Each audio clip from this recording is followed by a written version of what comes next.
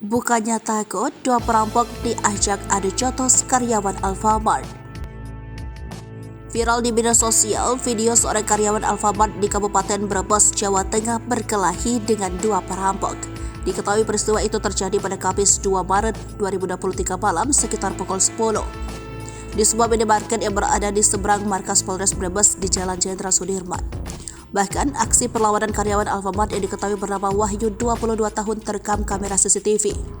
Dalam rekaman, salah seorang pelaku dengan menggunakan jaket dan helm masuk dan membuka meja kasir untuk menguras isi uang.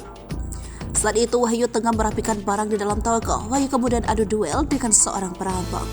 Namun Wahyu kewalahan saat teman pelaku yang menunggu di luar ikut mengeroyok.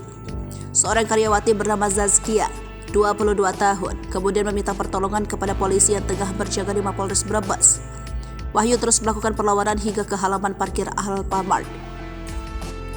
Tak lama kemudian, polisi yang datang langsung mengamankan kedua perampok. Wahyu mengaku awalnya curiga kedatangan kedua pria yang masuk dalam meja kasir.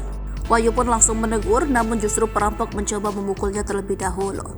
Kedua perampok diketahui bernama Juwari 25 tahun dan Ari Susanto 25 tahun, warga Cirebon, Jawa Barat. Hingga Jumat 3 Maret 2023, keduanya masih diinterogasi polisi di ruang Satreskrim Polres Brebes.